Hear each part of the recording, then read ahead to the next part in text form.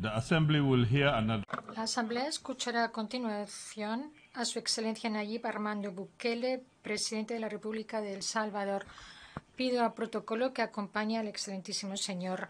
En nombre de la Asamblea General, tengo el honor de dar la bienvenida a Su Excelencia Nayib Armando Bukele, Presidente de la República de El Salvador, a quien invito a intervenir en la Asamblea.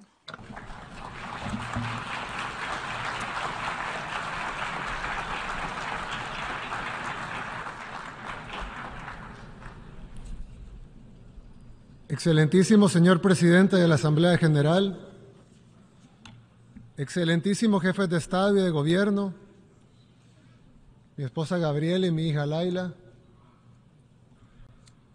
honorables miembros de las diferentes delegaciones que nos acompañan, amigos que nos ven a través de las diferentes plataformas, señoras y señores. Desde la primera vez que vine a esta asamblea, les he recordado la necesidad que tenemos de renovarnos y de reinventarnos. Y no me refiero solo a este organismo o a esta Asamblea General, sino a todos los países, sobre todo a los que tienen circunstancias similares a las nuestras. Tampoco lo he dicho solo por decirlo, sino porque lo creo, y porque en mi país, El Salvador, eso estamos haciendo. El Salvador, al igual que muchos países en vías de desarrollo, siempre ha soñado con ser grande. Para algunos países, ese sueño en algún momento se vio posible, pero para otros, como el nuestro, eso siempre fue algo impensable. No creíamos que fuera posible, ni siquiera acercarnos a él. Incluso, creo que ninguna persona que esté escuchando este discurso pensó que alguna vez podía pronunciar o escuchar el nombre de El Salvador como referente mundial de algo positivo. Pero a pesar de todos los obstáculos, decidimos arriesgarnos. No aceptamos el destino que otros nos habían trazado. Hoy, a 4 años de nuestro gobierno, nadie se atreve ni siquiera a negar que por primera vez en nuestros 202 años de historia, el país más pequeño del continente ha dado los primeros grandes pasos para lograr su sueño de grandeza. En muy poco tiempo, El Salvador pasó de ser la capital mundial de los homicidios, pasó de literalmente ser el país más peligroso del mundo, a ser el país más seguro de América Latina. Ya no es una promesa, es una realidad que están viviendo los salvadoreños. Y cualquier extranjero puede ir a comprobar por sí mismo. Por eso, muchos en el mundo están pendientes de lo que ocurre en nuestro país, sobre todo en Latinoamérica, pero también en Estados Unidos y en otras partes. Ven lo que sucede en El Salvador y se preguntan por qué no puede pasar lo mismo en nuestros países. La respuesta es clara y es sencilla. Deben tomar sus propias decisiones. Deben reafirmar su derecho a usar el sentido común, a probar sus propias recetas y ejecutar sus propios planes, a diseñar sus propios sistemas. Ningún país tiene el derecho de imponer sus ideas, de imponerle su forma de hacer las cosas, menos cuando estas formas ni siquiera funcionan en nuestros países. En cada una de las decisiones que hemos tomado, nosotros hemos reafirmado nuestro derecho legítimo a autogobernarnos, aunque eso hubiera significado equivocarse. Pero no nos equivocamos. Tuvimos éxito, un éxito rotundo. Así que no solo reafirmamos nuestro derecho a tomar nuestras propias decisiones, sino también nuestro derecho a tener la razón. No hay ni una sola receta, ni una sola fórmula que funcione para todos por igual. Pero sí creo que hay un ingrediente que todas las recetas deberían incluir, o al menos deberían tener el derecho de incluirla. Ese ingrediente es la valentía. Hay que tener la actitud, el valor, la determinación de hacer lo que se debe de hacer, aun cuando otros te cuestionen, aun cuando otros te critiquen. Durante décadas probamos todo lo que nos dijeron que era lo mejor para nosotros. Nos pusieron a luchar una guerra civil por una causa ajena a nuestra realidad, porque llevaron el conflicto entre Occidente y la Unión Soviética a nuestra tierra. Más de 85,000 muertos después y un país destruido. Después de todo eso, nos dijeron que esa ya no era la receta, que ahora había una nueva receta. Así que nos hicieron firmar unos acuerdos de paz falsos, que de paz no tenían nada y que solo sirvieron para que los dos bandos de la guerra se repartieran el botín. Intentamos con cada fórmula que nos dieron y nada funcionó. Después, amparados bajo poderes extranjeros, le entregamos el país a la derecha. Y luego, también amparados por agentes externos, le dimos el poder a la izquierda. Así nos mantuvieron durante 30 años de posguerra, donde hubo más muertes que en la guerra civil, y más pobreza y más violencia. Nadie hizo nada por cambiar de raíz el sistema, ni las instituciones, ni mucho menos las leyes. Todo lo que ocurrió durante esos años se hizo con el respaldo, el financiamiento, la anuencia y la imposición de quienes siempre se han autodenominado grandes defensores de los derechos humanos y de la institucionalidad democrática. En lugar de darnos la medicina para sanar, nos estaban dando un veneno. Pretendían que siguiéramos haciendo lo mismo que se hizo en el pasado. Pretendían que los mismos que nos habían saqueado y que nos habían masacrado siguieran gobernándonos, o al menos compartiendo el poder. Pero esta vez les dijimos que no. Rechazamos el veneno y tomamos, por primera vez, probamos nuestra propia medicina. Gracias a Dios funcionó. Lo primero que hicimos fue asegurar de estar del lado de Dios y del pueblo, porque ninguna transformación que valga puede ser obedeciendo poderes externos. En segundo lugar, creamos nuestro propio método, uno que estaba diseñado para nuestra realidad, creado por los que vivimos en carne propia esa realidad. Luego, el pueblo salvadoreño nos dio 2 votos de confianza. Bueno, nos ha dado varios votos de confianza, pero estos quizás son los 2 más importantes hasta ahora. El primero fue cuando me eligieron como su presidente. El segundo fue cuando decidieron darnos, a través del órgano legislativo, la gobernabilidad. Sabíamos entonces que teníamos una obligación con el pueblo. Todas las decisiones que hacían falta para arreglar nuestro problema más urgente, la inseguridad, debían ser tomadas. De poco hubieran servido los esfuerzos que estábamos haciendo para mejorar la salud, la economía, si seguían matando a nuestra gente y los jueces y fiscales dejaban libres a los asesinos.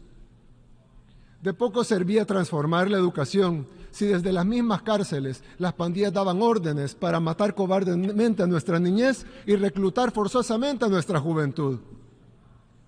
No podíamos dedicarnos a invertir millones de dólares en construir infraestructura vial. Lo hacíamos, pero no iba a ser suficiente si los salvadoreños no podían caminar libremente por esas calles. Así que tomamos la decisión de depurar el Ministerio Público, la Fiscalía, el órgano judicial y el sistema carcelario. Además, cambiamos las leyes para asegurarnos de que los terroristas no salieran de nuevo de la cárcel. Y fue en ese momento cuando comenzaron las condenas internacionales. Algunos países, medios de comunicación, algunos expertos iniciaron un ataque sistemático contra cada una de las decisiones que tomábamos. Personas que nunca usaron su poder y su influencia para exigir seguridad por nuestra gente asesinada, de pronto estaban en contra de nuestras decisiones para detener la masacre. Países que nunca condenaron el asesinato de 30, 40 y hasta 50 salvadoreños por día, de pronto nos exigían explicaciones de por qué cambiábamos al fiscal, a los magistrados o a los jueces. ¿No les parece absurdo que nos cuestionaran por eso? ¿De quién es la responsabilidad de mantener una política de seguridad interna en cualquier país del mundo? Es responsabilidad del gobierno, del órgano ejecutivo, sí, a través de las fuerzas de seguridad del Estado y del sistema penitenciario, pero en cooperación con el Ministerio Público, con la Fiscalía, con el órgano judicial. Era una condición indispensable que todos trabajaran articulados y alineados hacia un mismo lado para que el plan funcionara.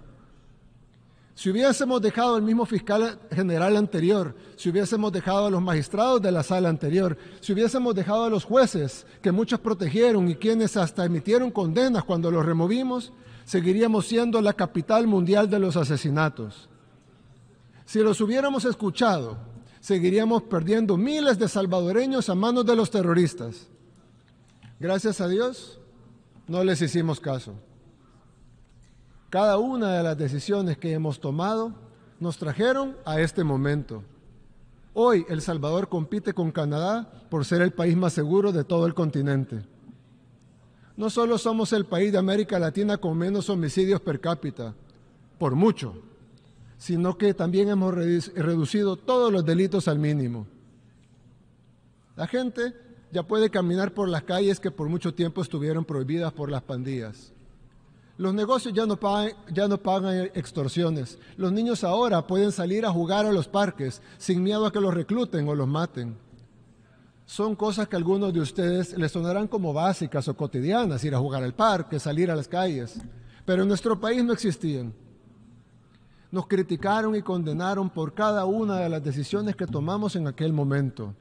Intelectuales, periodistas, políticos y organizaciones de todas partes se enfrascaron en un debate sobre lo que estábamos haciendo. Hoy vengo a decirles, ese debate se acabó. Las decisiones que tomamos fueron acertadas. Ya no somos la capital mundial de la muerte y lo conseguimos en tiempo récord. Hoy somos un referente de seguridad y nadie lo puede poner en duda. Ahí están los resultados, son irrefutables. En El Salvador hicimos lo correcto para El Salvador. Y ahora que gozamos de este nivel de seguridad, hemos podido abrir nuestro país al mundo entero. Solo este año recibimos miles de atletas en los Juegos Centroamericanos y del Caribe. Somos el epicentro mundial del surf. Acabamos de firmar un acuerdo con Google para digitalizar el Estado y servicios como la educación y la salud. Cada vez tenemos más turismo, interno y externo. Cada vez más gente quiere venir a conocernos y a invertir en El Salvador.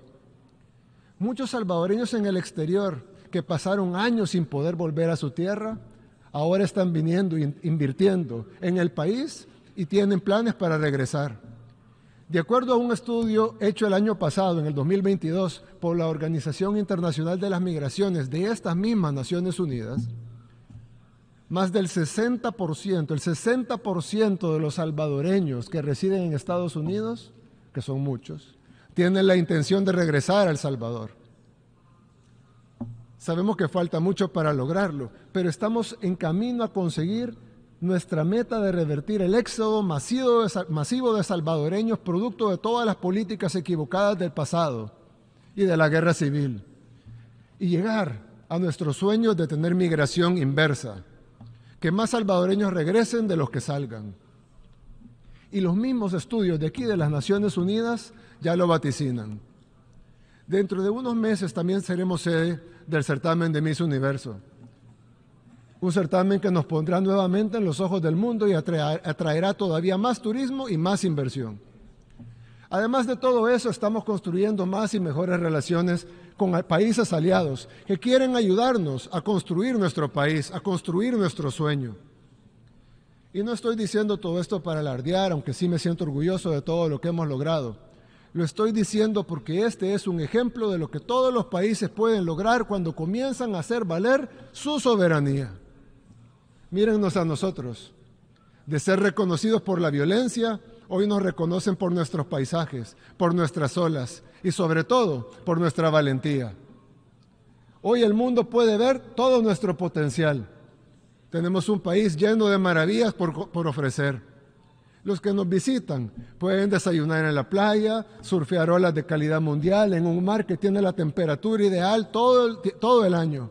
Pueden almorzar en la montaña, probar el mejor café del mundo, con nuestros soberbios volcanes y hermosos lagos de paisaje. Y pueden cenar en la capital, con toda la modernidad y la comodidad, y ahora con la seguridad que muchas ciudades del primer mundo desearían tener. Y pueden hacer todo eso en un solo día. Pero lo mejor es que encontrarán en nuestra gente un pueblo amable y trabajador, que siempre está buscando hacer algo nuevo. Cuando se animen a visitar nuestro país, se darán cuenta de que los salvadoreños estamos orgullosos de ser salvadoreños, algo que hace unos años no sucedía. El Salvador está renaciendo porque nos atrevimos a desafiarnos a nosotros mismos y decidimos que nada ni nadie nos diría qué hacer. Estamos muy lejos todavía de donde queremos llegar, pero seguiremos trabajando duro y tomando nuestras propias decisiones para alcanzar esa grandeza que anhelamos. Creemos que el mundo también necesita renacer, pero esa será decisión de cada pueblo. Nosotros en El Salvador estamos dando el ejemplo, marcando un camino por si alguien más también lo quiere recorrer. Muchas gracias y que Dios bendiga a todas las naciones del mundo. On behalf of the En nombre de la Asamblea General, deseo agradecer al presidente de la República de El Salvador su declaración y pido al protocolo que tenga bien acompañarlo.